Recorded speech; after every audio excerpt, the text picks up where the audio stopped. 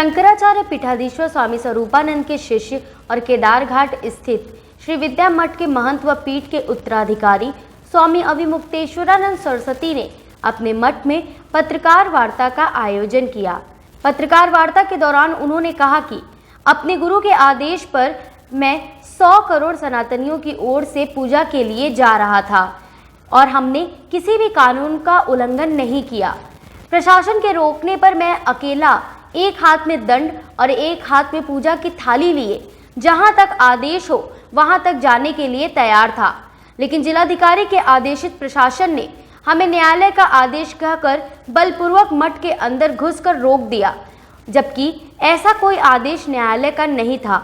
उन्होंने हमें पत्र तक नहीं दिखाया, जिसके बाद मैंने जब तक पूजा नहीं किया तब तक अनशन पर रहा और अपने गुरु के आदेश पर मैंने 108 घंटे के बाद अन्न जल ग्रहण किया।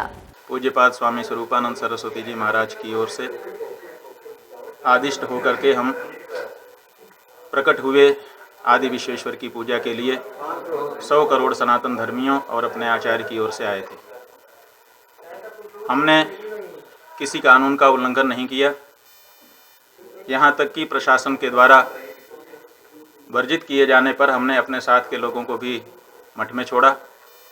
एक हाथ से दंड और दूसरे हाथ में पूजा की थाली लेकर के अकेले पैदल चलते हुए जहाँ तक जाने दिया जा सके, जहाँ तक सब जाते हों, किसी भी निषिद्ध क्षेत्र में प्रवेश न करने की बात कहते हुए हम पूजा के लिए जा रहे थे। लेकिन वाराणसी के जिला प्रशासन के द्वारा न्यायालय की बात कह करके, जबकि न्यायालय का कोई आदेश दिखाया नहीं गया, केवल न्यायालय न्यायालय न्यायालय रटते हुए हमको बलपूर्वक हमारे मठ में ही रोक दिया गया।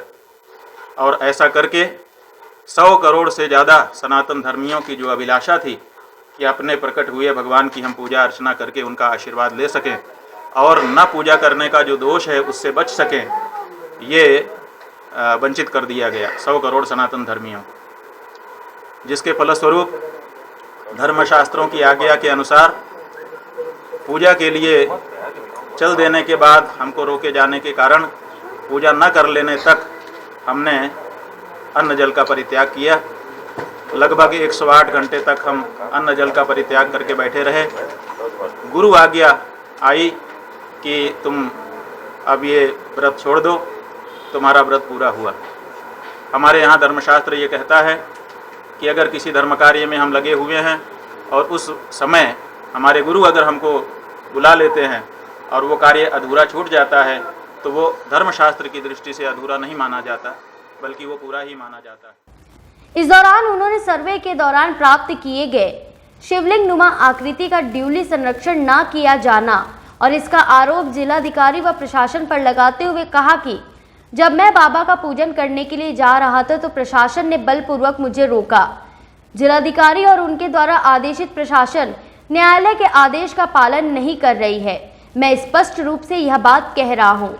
उन्होंने मुझे रोका और कहा यह न्यायालय का आदेश है, लेकिन यह न्यायालय का आदेश था तो मुझे दिखाना चाहिए था, लेकिन 8 दिन तक आदेश नहीं दिखाया गया और जब वह पत्र आया तो मैंने यह पाया कि वाराणसी के जिलाधिकारी न्यायालय के आदेश की अवहेलना कर रहे हैं, क्योंकि 8 दिन तक उसका ड्यूली संरक्षण नहीं किया गया। और ड्यूली संरक्षण का ही मतलब होता है उस चीज को उसकी जरूरत के हिसाब से व्यवस्थाएं उपलब्ध कराना, जिसके लिए मैं जा रहा था और उसी के लिए प्रशासन ने जिलाधिकारी के आदेश पर मुझे रोका।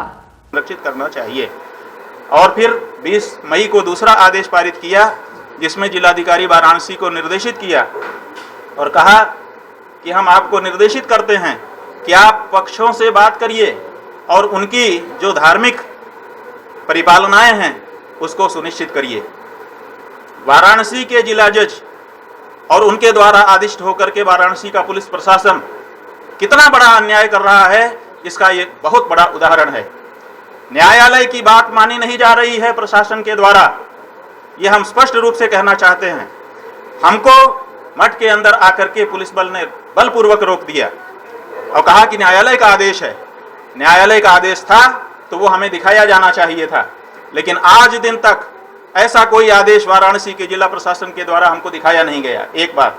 और दूसरे जब संदर्भ देख करके हमने वो सब आदेश मंगवाए और मंगवा करके हमने अध्ययन किया तो हमने पाया कि वाराणसी के जिलाधिकारी को भारत का सुप्रीम कोर्ट निर्देशित करता है, उनका निर्देश आदेश होता है।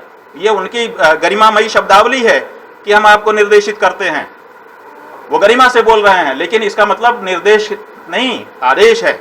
उनके निर्देश को भी आदेश ही समझा जाता है।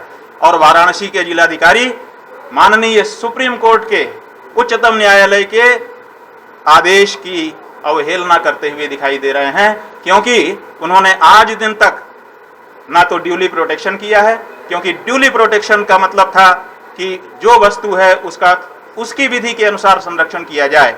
हम लोगों ने धर्मशास्त्र का अध्ययन किया। संरक्षण, प्रोटेक्शन का हिंदी होता है संरक्षण। संरक्षण का अर्थ हम लोगों ने धर्मशास्त्र में देखा, उसमें बताया गया कि सुस्थित, जो सुस्थित हो, जिसकी परिस्थिति में बदलाव ना किया जाए, उसी का मतलब है संरक्षण। तो संरक्षण का मतलब क्या है? संरक्षण का मतलब है सुस्थित रहना है। उसका ये ग्रंथ है भगवंत भास्कर, ये कहता है कि जो शिवलिंग है वो कैसे सुस्थित और दुस्थित माना जाएगा। ये देखिए, पूजाधिभिश्च संयुक्तम जीर्णाद्यमपि सुस्थितम पूजया रहितम यत्तद् अदुष्टमपि दुस्थितम। इसका मतलब है कि जो जीर्णादि हो, माने बहुत पुराना हो गया हो, एकदम पुराना दिख रहा हो, टूटा सा लग रहा हो, भग्न जीर्ण सा दिख रहा हो, फिर भी पूजादि से अगर संयुक्त है तो वो सुस्थित माना जाएगा। और पूजया रहितम यत्, जो पूजा से रहित है वो अदुष्टम, बिल्कुल दूषित ना हो, एकदम साफ सुथरा चिकन दिखाई दे रहा हो, लेकिन पूजा उसमें अगर ना हो रही हो तो वो शिवलिंग दुस्थित माना जाएगा। तो संरक्षण का मतलब है सुस्थित रहना, और सुस्थित रहने का मतलब है पूजा होना। वो कैसा दिखता है, पुराना धुराना दिखता है, उससे मतलब नहीं है। अगर उसमें पूजा हो रही है तो वो सुस्थित है, संरक्षित है। और अगर उसमें पूजा नहीं हो रही है, देखने में भले चिकना चुपड़ा दिखाई दे रहा है, सुंदर दिखाई दे रहा है, पूजा नहीं हो रही है, तो उसी का मतलब है दुस्थित। तो यहाँ पर जो सुप्रीम कोर्ट का आदेश था, इनको ड्यूली प्रोटेक्शन का था, संरक्षण का था। संरक्षण का मतलब सुस्थित होता है, और सुस्थित का मतलब अपने धर्मशास्त्र के अनुसार हमने आपको अभी दिखाया, पूजा से संयुक्त होना।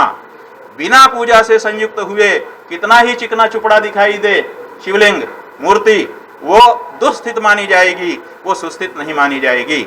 तो इनको चाहिए था कि ये तत्काल सुप्रीम कोर्ट के आदेश को मान करके पूजा शुरू करवाते, लेकिन इन्होंने आज 1 महीना से अधिक का समय हो गया। पूर्णिमा ज्येष्ठ वैशाख की पूर्णिमा को प्रकट हुए भगवान, ज्येष्ठ की पूर्णिमा चली गई, आषाढ़ का आज कृष्ण पक्ष की द्वितीया तिथि आ गई, 1 महीना 2 दिन का समय बीत गया।